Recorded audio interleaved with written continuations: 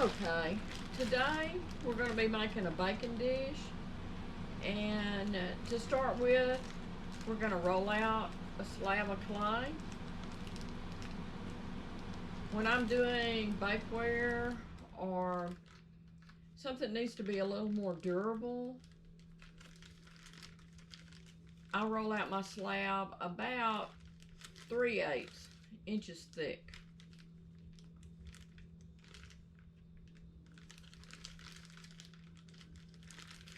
Well, my twist tie seems to be a little... There we go. I get my clay through the mail, so you won't see perfectly square blocks. By the time it gets to me here in Texas, from Kentucky, it's a little much. Now this is Kentucky Mud Works Speckled Turtle Clay we'll be working with today. It's a very good clay for hand building or wheel throwing. Very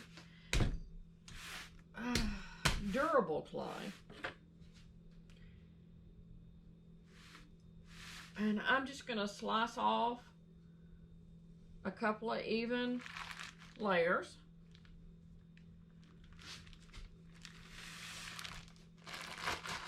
Take this bag the rest of the way off. And you want to save your bag and leave it inside out so it's easier to put back on your clay when you're finished.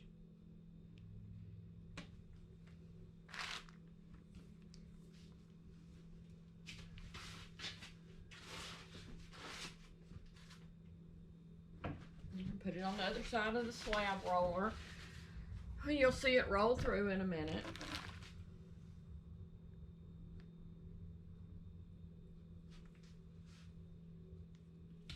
Let's turn it this way. Makes a difference. You need that metal piece sticking up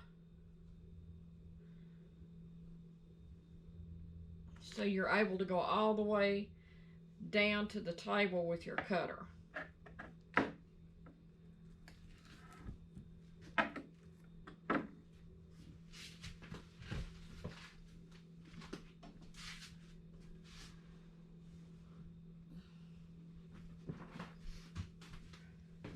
Now we'll put the piece we didn't use back in the sack.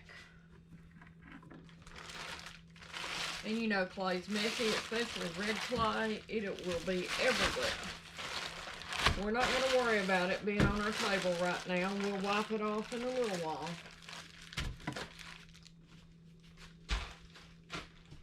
Okay.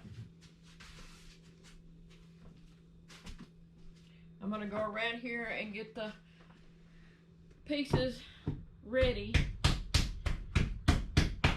And all I'm going to do is just pound them together so we don't have a big line in the middle. Get them all kind of the same. Some people beat them down with rolling pin or different things. You can also, you don't have to have a slab roller. You can roll out your clay with a rolling pin and measuring sticks. I've done that many times before I got this Bailey, which this is a wonderful slab roller, and I would recommend it to anybody that wants a slab roller because of its ease of use. As you'll see, when you do the adjustment for the depth of your clay, you just have one wheel to turn, and that adjusts both sides of your slab roller. And once you get your clay down and out, get it out of the bag and cut and move it down. That's the big part of rolling out, and the rest of it is pretty easy. Just get a hold of this big wheel and start turning. And we'll have a 3/8 inch slab when it comes out the other side.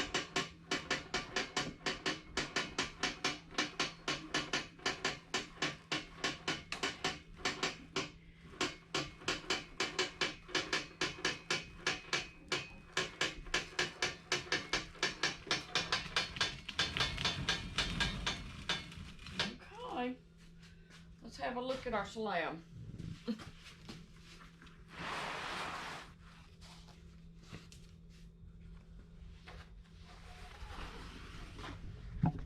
See, isn't that beautiful? Beautiful piece of clay. Ready to make a baking dish. We're going to let this clay sit here and firm up for a little bit before we ever cut out or impress or do anything. We will smooth it out and compress it with a rib, and then we will cut out. It's going to be a couple of hours, so I'll be back with y'all.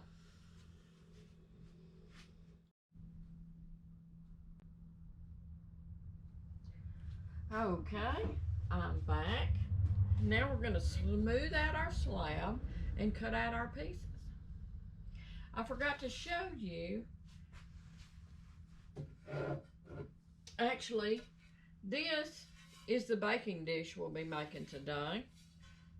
It's going to have a different imprinted texture on it, but the shape and style will be the same.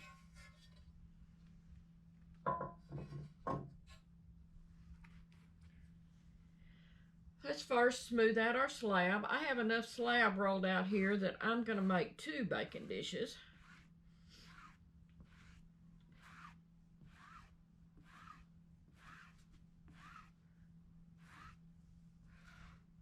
I know this is a kind of boring part, but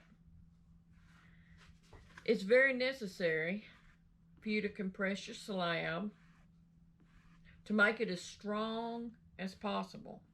And when we cut this out, we're going to emboss it with our rolling pin, and I do that after I cut it out. Now, I may be a little different than some other potters you've watched, but I'm completely self-taught, and I do things the way they work for me. So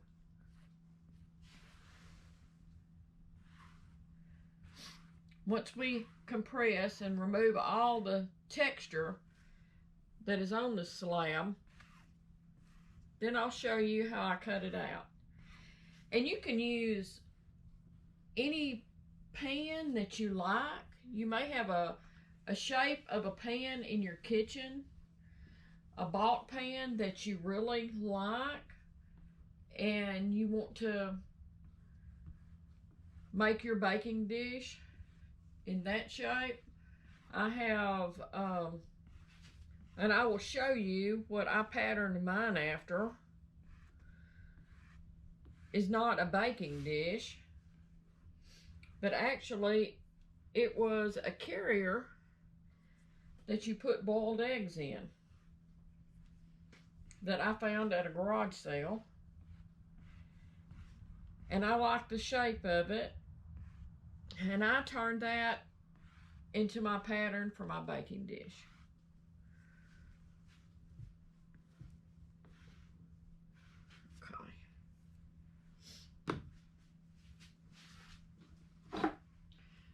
This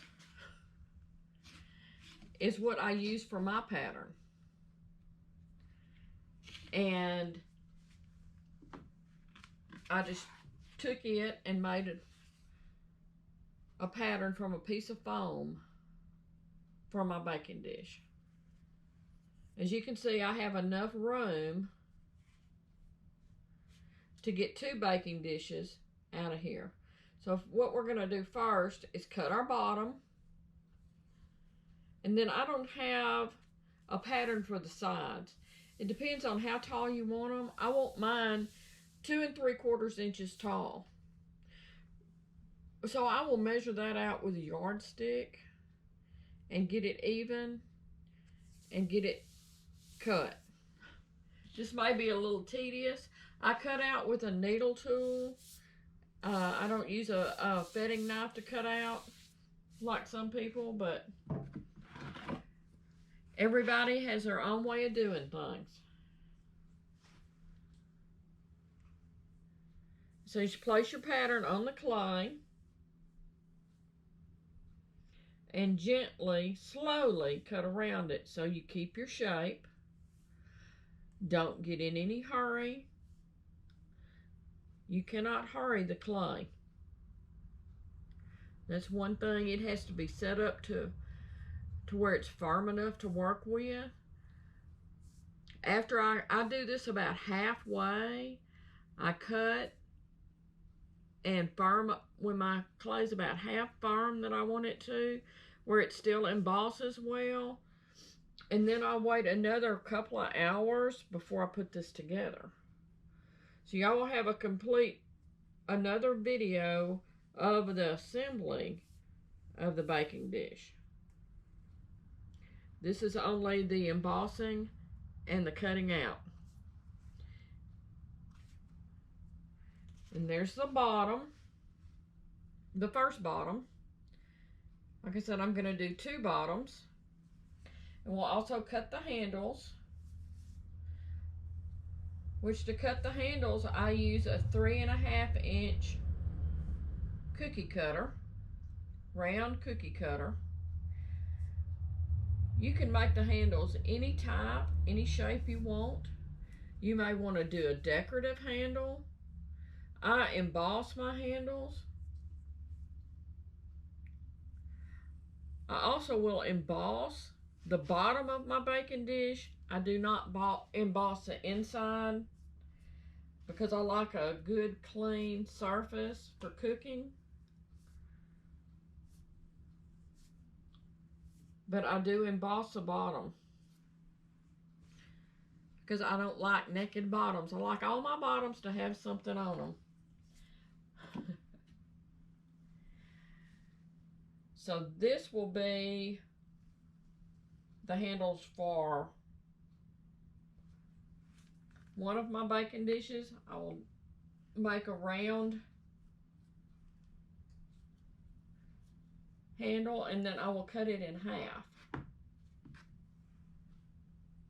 So we'll set this aside.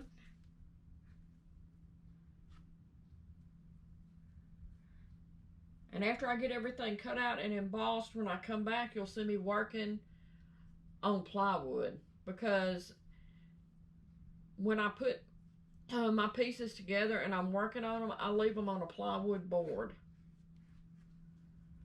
I'm going to grab my yardstick. I have it measured out, and that's another thing you need to learn to do. Measure around this. Whether you use a measuring tape, I usually use a string, and then I lay it on my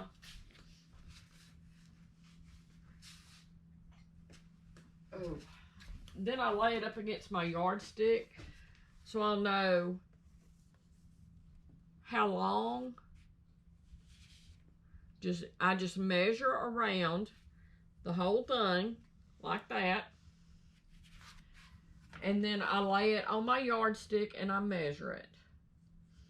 And I'm going to cut these 19 inches long because I know around my baking dish it's 38 inches all the way around, and I want them to overlap. It's really not quite 38 inches. It's like 36 inches. But I cut these 19 so they will overlap an inch on each end where I'll have my joints at. I hope that made sense. So I want my sides of my baking dish to be 2 3/4 inches tall and 19 inches long. So I need 4 of these that are 19 inches long and 2 3/4 inches tall. So I will start by drawing a line 19 inches long. I won't cut it yet. I just want to make sure that I get it the right height. We're going to be like a builder. Just like you're cutting it out of wood, you'll be cutting it out of clay. And so I'm going to put this at 2 3/4 where I want it, and I'm going to mark it all the way down so I have an even, just like you were doing it in wood.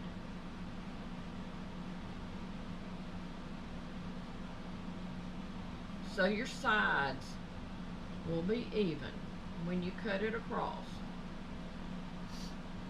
It's very important that you measure it, and so that your sides are even. I have such wonderful depth perception, y'all. That your sides are even on your baking dish. You want them to be straight and even.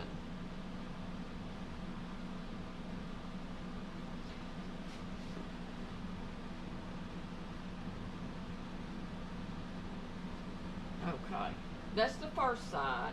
I'll need 4. I know this may be a little tedious watching it, but you can't rush pottery.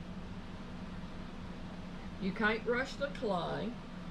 It has to be at the right firmness to do this. I like my clay to be a certain firmness for embossing and a certain firmness for putting together. It's different. You can't just do it all at one time and expect it to work. I'm going to go ahead and cut through this.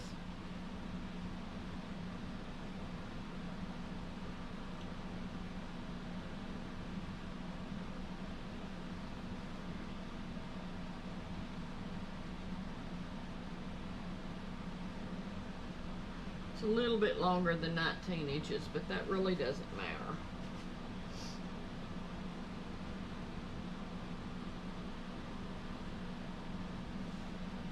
Because these ends are going to be cut again until they're the proper length. When I put it. Okay, we're back. I'm going to make sure my camera's recording. I lost the battery there, but we're back now. I've taken the pieces that we cut out, and I've now got them on some pieces of plywood.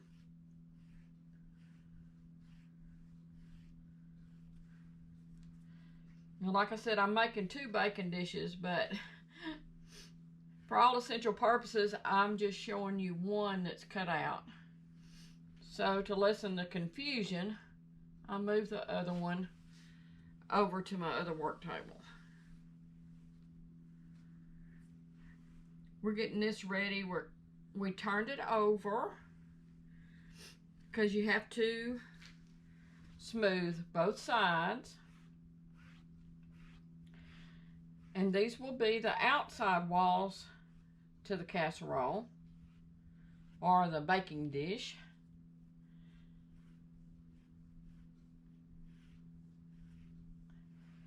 And I'm going to emboss a pattern on these 2 sides and also on the bottom. And then we will let it sit for a while before we put it together. It needs to sit up just a little while longer. Being on this wood, that will help the clay firm up because the wood leaches the moisture from the clay, and it will make it set up a little faster. Now, if you notice, I have the bottom on a thin piece of plastic. I will probably put it on the wood, but before I build the baking dish, we will put the piece of plastic under the slab, because when I get ready to flip it and finish off the bottom of the baking dish, where my joins are, I don't want it stuck to the wood. So I'll put it on the plastic. And this is just a thin piece of plastic. Kind of like, I would say it's like a bag that comes over your clothes when you get them from the cleaners. It's that type of plastic. I get it at one of the big lumber stores. It's a paint. It's actually like a paint drop cloth. It comes in a big box roll. You buy a roll of that.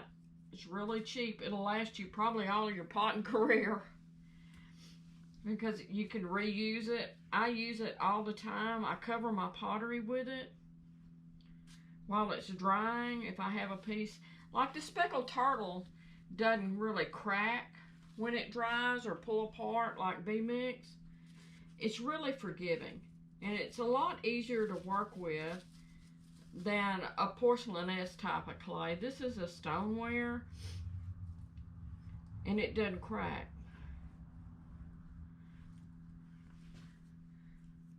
I'll say it doesn't crack. I had a cracked piece in my last bisque load, but it wasn't a baking dish or anything. It was where I trimmed a wheel thrown piece a little thin, and it did have a little crack in it. Not all the way through, but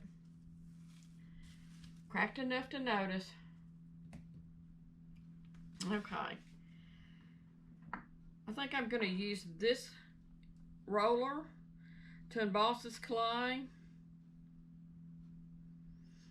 It's like a leather tool pattern, and I just place it right in the middle, and you need to try to use even pressure all the way down so you don't distort your piece, your walls. You want them to stay the same, not to be mashed out. You want them to stay nice and even. So roll it very slowly with an even pressure.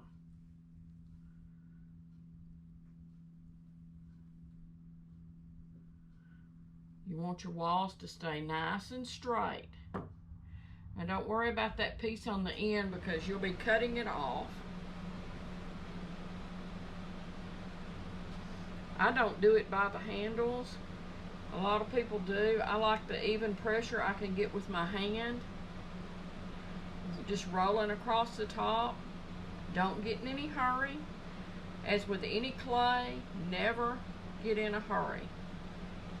Always go slow and even. That makes the best impression. Okay. So there are the walls. And this is my outside bottom. This is not my inside. My inside will be smooth for my glaze for cooking, but I will go ahead and impress the outside because I like a stamp in my bottoms.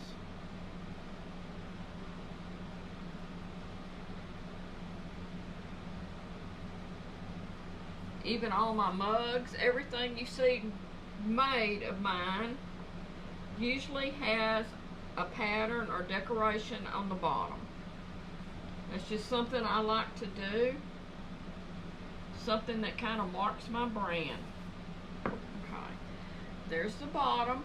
And what I'm going to do now is I'm going to put my stamp in there with my name.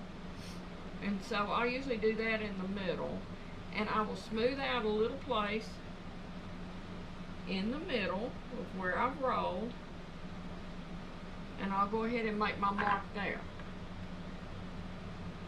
And I do all that before I put anything together. Put all my texture in. Okay, there's my little stamp. Now I'm going to take this and I'm going to turn it over so it can dry. I'm going to put it on the wood.